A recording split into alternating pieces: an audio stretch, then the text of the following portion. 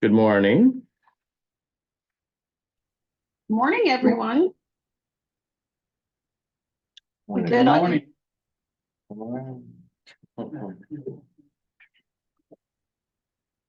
Are we good I to think- start? If you're ready, we're here. We have everybody in the room here. Okay, awesome. Well, good morning to everyone again. My name is Sarah Thomason. I'm serving as chair of the Opioid Abatement Authority Grants Committee and happy to see everyone this morning. At this time, I'd like to go ahead and call this meeting to order. And to my knowledge and what I can see, the following grant members are in attendance in person: Dr. Jimmy Thompson, Sharon Buckman, Mike Tillum, Tyler Lester, and Jim Holland. Is that correct? Correct. Ma'am. All right, and I am attending virtually, obviously, and I'd like to welcome everyone that has attended the meeting in person or virtually. I think we have some other participants that are online as well. We do have a quorum. Do we have any guests there in the room that we need to recognize? Not at this time. Okay. All right. Let's go ahead and go to our next agenda item, and that is to approve our minutes from our December 4th, 2023 meeting of the Grants Committee. Those have been posted on the website for review. Do I have a motion to approve these minutes? I think I was not there, so I'll have to be abstaining. Abstention. I'll move that we approve the minutes. Thank you very much. Do I have a second? Second. Okay. All those in favor, please say aye. Aye. One abstention, Jim. All right, thank you for that. Our minutes have been approved. All right, moving on, we are going to have our update from our Director of Operations, Charlie Linicum. Charlie, turning it over to you. Thank you, Madam Chair. Morning, everyone. I have a short update today, primarily focusing on the items for your all's review and approval related to grants. We'll start off with amendments to existing grants or awards. The only amendments we received for this window related to this meeting were from state agencies. We have an amendment from the Virginia Department of Health requesting to amend their Comprehensive Harm Reduction Award. There was a site that had funding for a new site. It's been deemed that at this time that site is not viable. So they want to reallocate some of those funds to support instead to provide some technical assistance to all of the sites, as well as support some additional costs and operating things at the existing sites. There's no changes to the total project cost or award. There's only a minor change to one of their objectives. Originally, they had hoped to have 20 sites by December of 2027, and that'll be 19. But they were also, but with this change, they are able to increase their capacity to coordinate CHR programs and facilitate other expansion. The other amendment is from the Virginia Indigent Defense Commission. This is related to their, they only have one project. This is related to their Reentry and Recovery Specialist Award that are embedded in the public defender offices. We had selected 7 localities that had high need based on a high combination of highest overdose death rates and largest public defender caseload. There are 2 sites that they've not been able to identify like proper candidates for at this time, some due to not finding the right fit, some not having really enough applications. The original sites were Chesterfield, Fredericksburg, Lynchburg, Martinsville, Pulaski, Roanoke City, and Winchester. Lynchburg and Roanoke are the ones they haven't been able to find the candidates for. So what their request is to work with some additional localities as they go further down the line. I believe the next ones in line are like Richmond, Portsmouth, and Hampton. to see if they can get some candidates identified in those areas with Recovery Corps and get some more people boots on the ground for that. And then when they do their renewal, if they can find a strategy, then they'll come back with another strategy to address the issues with Roanoke and Lynchburg and try to bring them back in. That would probably be an increase to their awarded renewal to add those two. So again, no changes to the total project cost or award. It's just moving around some of the purposes. And now we move to city and county requests. So everything we got from city and counties for this site, or for the individual distribution and our gold standard awards, and they're all new project requests, and some of them are also requesting a renewal for FY25. And so we kind of give them the option in these mid-cycle meetings that if the project feels good, then they can also request the renewal. There is one contingency that they have to file a progress report with us by like June 3rd that shows us, since we've made the award, like where they are. And that has to kind of be reviewed by us and by the staff. And if they've made decent progress, then that will trigger in July for us to send the renewal instead of having them do another application by April 1. This seemed to kind of streamline the process. So the first two I'll address together. They are individual awards, but Danville City and Pittsylvania County are both working on their recovery court. They stood it up from like kind of a planning standpoint with some of their direct distributions. Now they would want to use some of their individual distributions to kind of continue the operations. It's not a cooperative project. They're both just doing two individual projects to support this. And as you can see, their amounts for fiscal year 24 are identical, and it's just on the individual distribution. And for 25, they are requesting individual distribution and gold standard. Fairfax County is working to expand their recovery court to young adults age 18 to 25. That's an individual distribution they're requesting in 24, as well as the renewal for 25.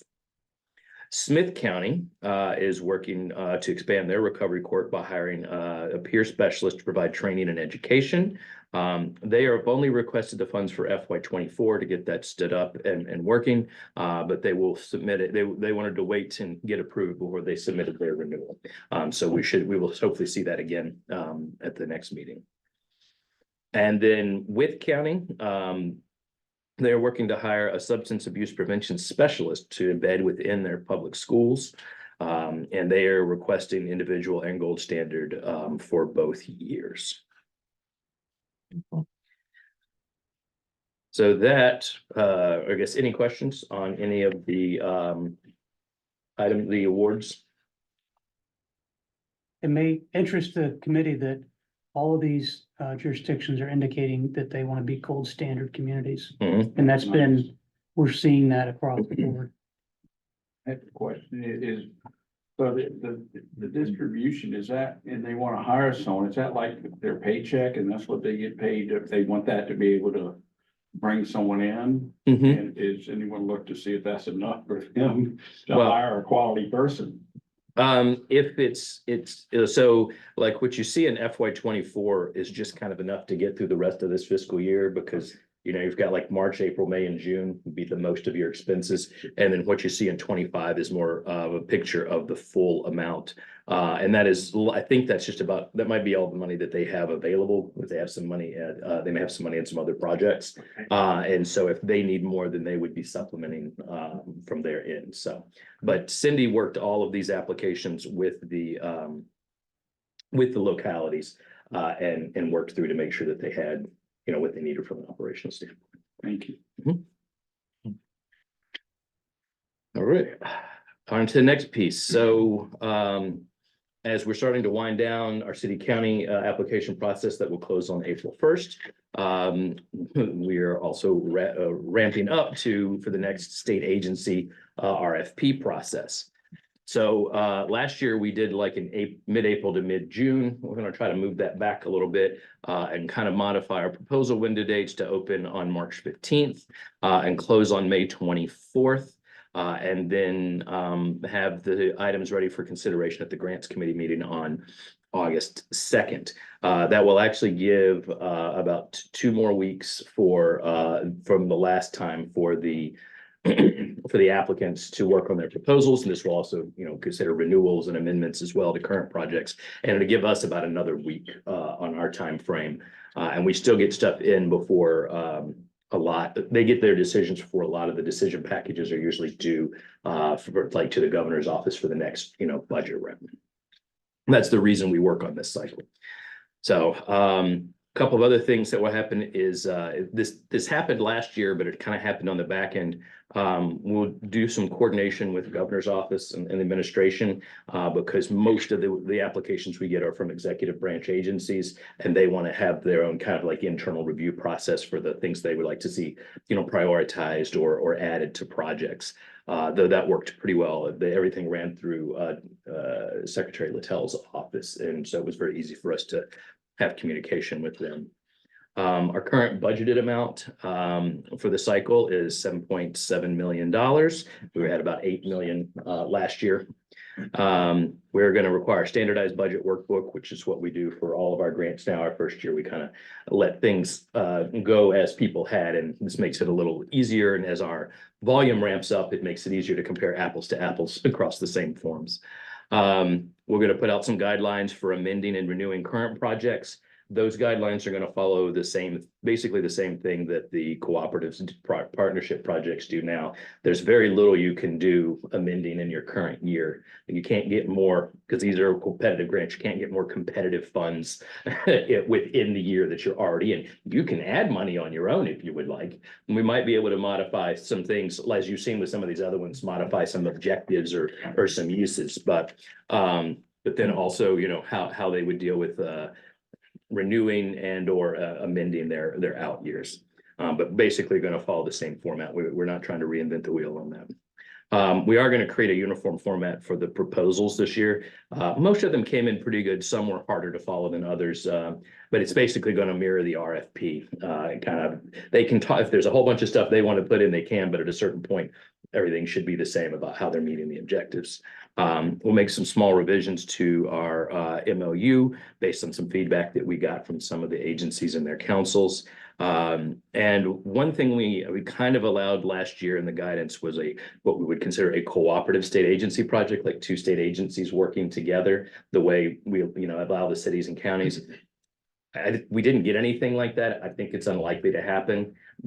But trying to build another process around that, the state agencies, is a little more difficult than it is with localities. So what we want to do is not allow that. And if two agencies want to work together, one of them needs to be the lead agency that has the grant. The other one can be a subrecipient as like a partner kind of in the process if that needs to happen. I think that'll actually be easier on them as well as us, as well as the administrative processes that it takes to move funds around and everything. It's actually takes more administrative work on myself and Adam and PBHDS to get money to state agencies than it does to cities and counties. So,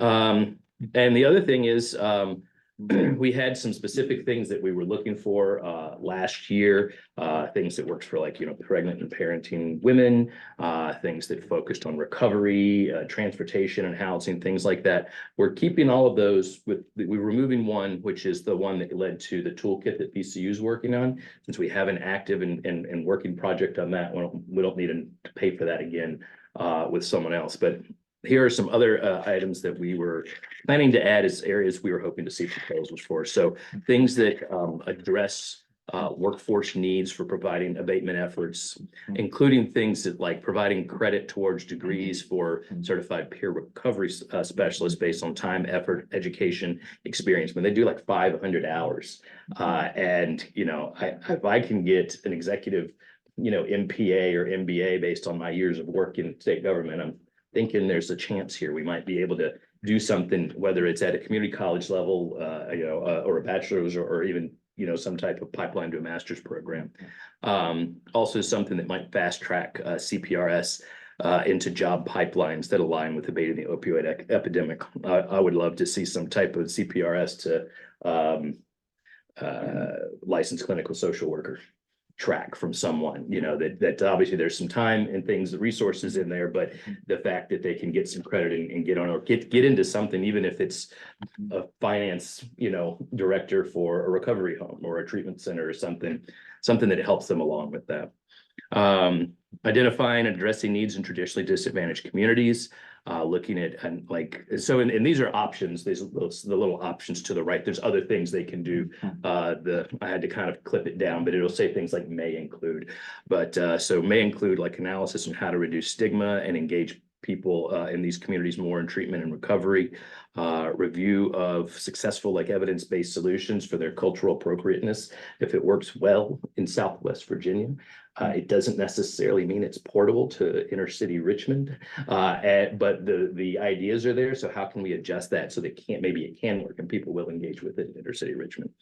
And to make sure that when they're doing these things, they engage the people in the community, they engage people that are academics, like, historically Black colleges and universities, groups like that, and people in these communities with lived experience.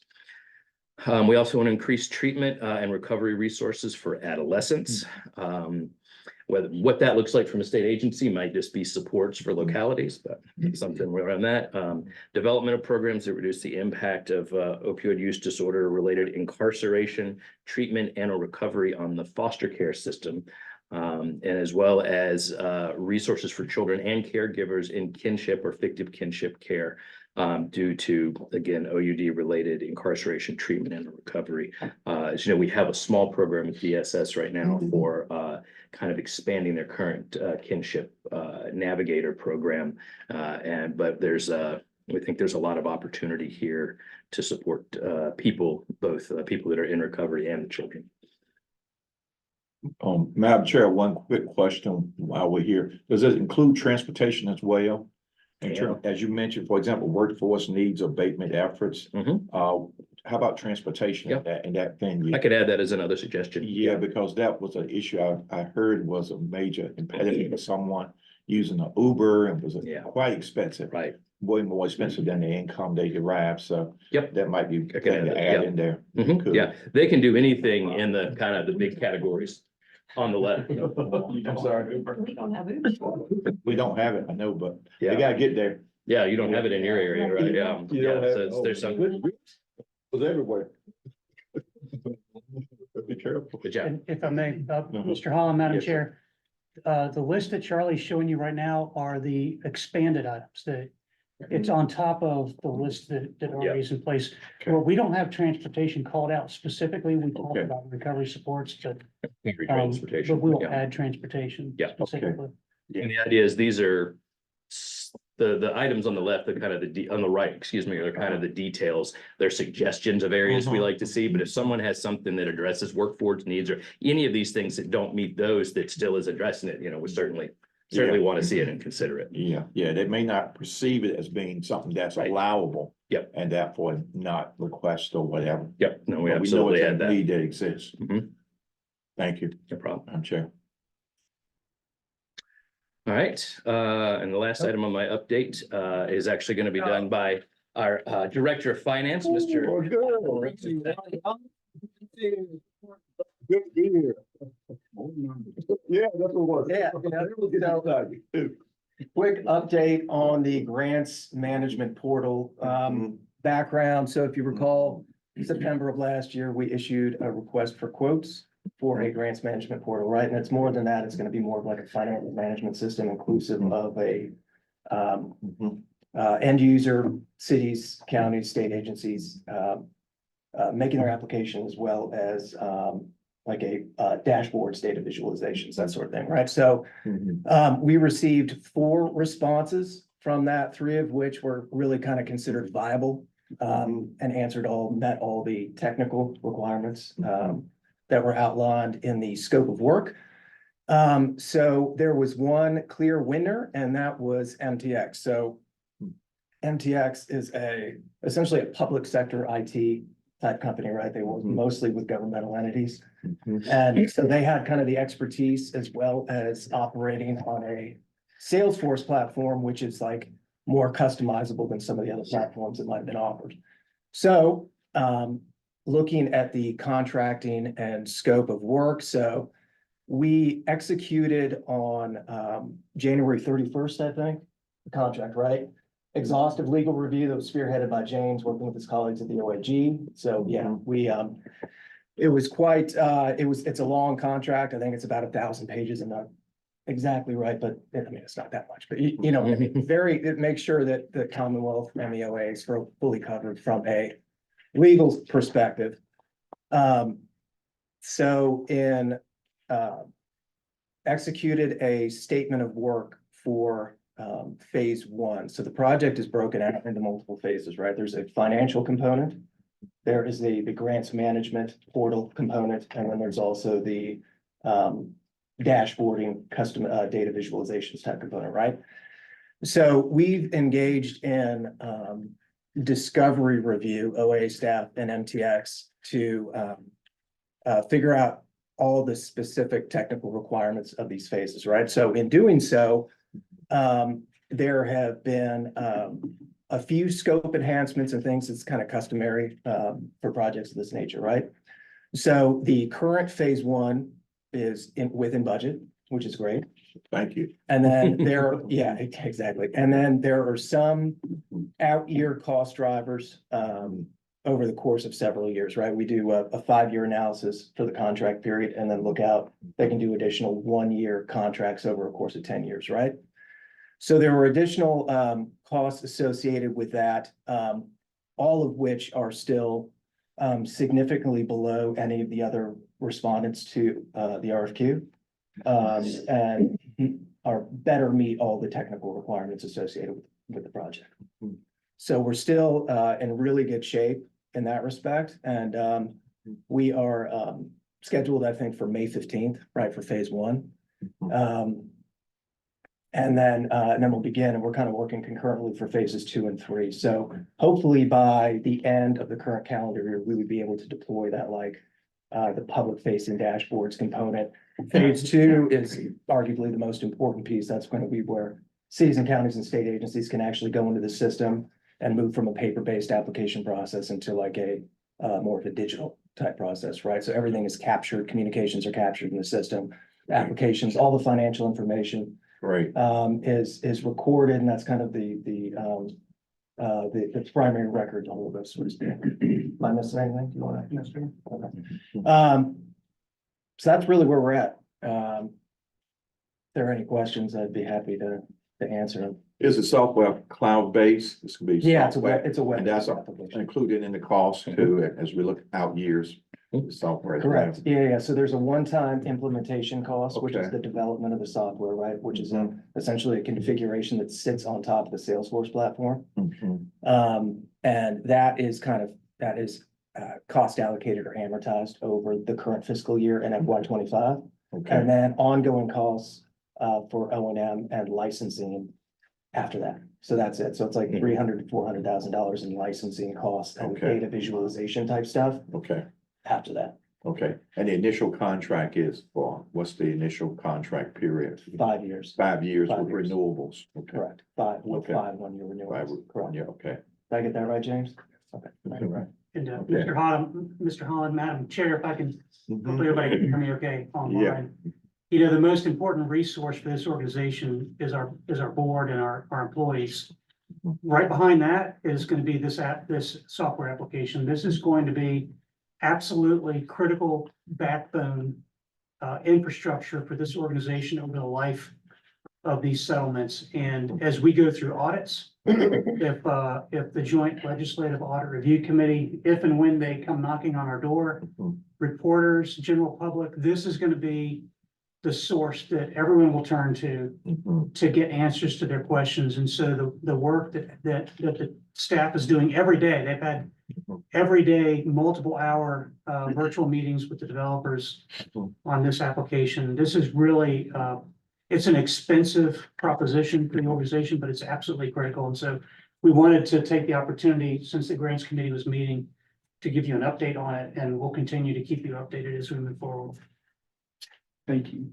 Yeah, Madam Chair, I absolutely concur. It's critically important. This portal's gonna be great. And the fact that they can go online and access versus paper-based will save a lot of staff time and just the organization, and more importantly, from my perspective, accountability. Updated and accountability will be critical important as we continue down this journey. So this is great news. I applaud you all, Adam and the team, and Tony, I applaud you all, Charlie and all, for putting this in place and getting us moving. And I heard by the end of the calendar year as well. Is that correct? I think that's the That's- yeah, schedule that we're that's your on. schedule. The schedule we're trying to be on. By the end of the calendar year, The entire okay. project. Entire project, The okay. most important piece is we're hoping to have the phase two, which is that external portal for Okay. applying up by like September. So that gives us like a kind of a month to run some training sessions, Okay, especially for those people that may want to get an application in for like that December grants committee okay. meeting so that they can learn how to use the software and get all that stuff in. And so that we wanted, I don't want to start it in the middle of an Absolutely. application period. Yeah. So we've been, October 1st we could make work. We're hoping for September. Excellent. And we're focused on Which that is time. part of the reason why we're having these daily meetings. And I'd be remiss if I didn't mention that Matt Terrell, our business analyst, is actually kind of running the Okay, shop, right? good. This is one of the primary reasons why. He'll we meet with decided- them additionally after Yeah. Adam and I and him have spent 2 hours with them. So Okay. he's, yeah, the process is working in key because of what Matt's Yeah, doing. yeah. Okay, thank Keeping you. everything organized and on point. Yeah, thank you. Yes, sir. Right. And Madam Chair, that ends the update from Director of Operations. Well, thank you. This was just an excellent update and well done. Thanks to Charlie, Adam, Matt, Cindy, Tony for all your excellent work in preparing this and keeping us going in just a top-notch way. I'm really impressed. This is awesome. So on to our next agenda item, we have come to the time for public comment. Just a reminder, when you speak, to keep your individual comments to 3 minutes. We have definitely people virtually. I'm not sure if anyone would like to speak, but we're going to start with those that are there in person in Richmond. Do we have anyone there that would like to address the grants committee? Madam Chair, there's no members from the general public present here in person. Great, thank you. And now I'm going to turn our attention to those attendees that are here virtually. Is there anyone here in the meeting virtually who would like to address the grants committee? If you could, members, use the hand raise function in Zoom, and our Zoom master can open it up so that you can speak.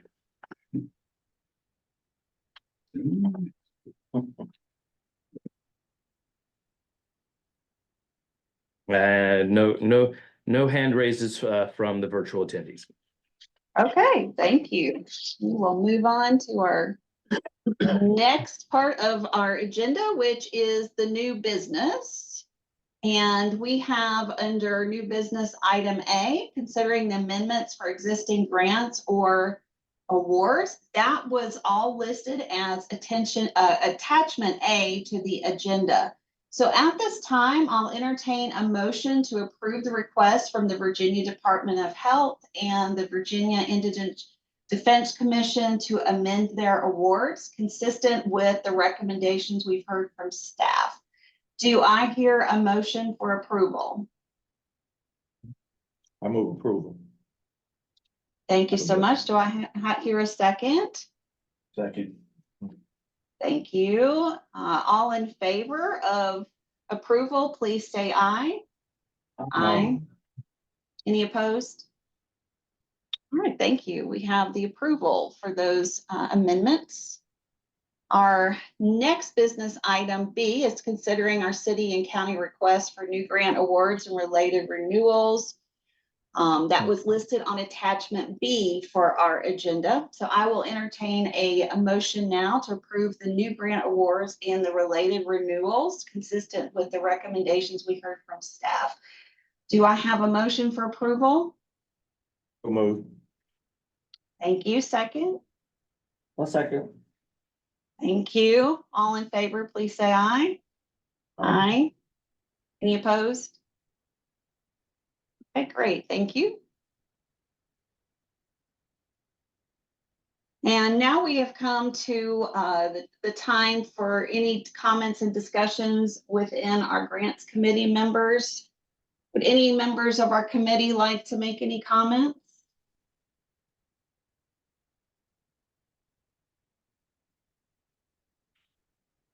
No comments from the in-person attendees. All right, we've been quite efficient this morning. So we are to the point of our agenda where we are ready to adjourn. Do I hear a motion to adjourn? So move. Move. Second? Second. Okay. Okay, thank you. All in favor? Please say aye. Aye. All right. Thanks again for everyone's work. Everyone have safe travels home. Thanks for being there so that I could stay here. We're interviewing for 4 new faculty members, so it was going to be difficult for me to get there today. So thank you guys so much. Have a great weekend. Good deal. Good deal.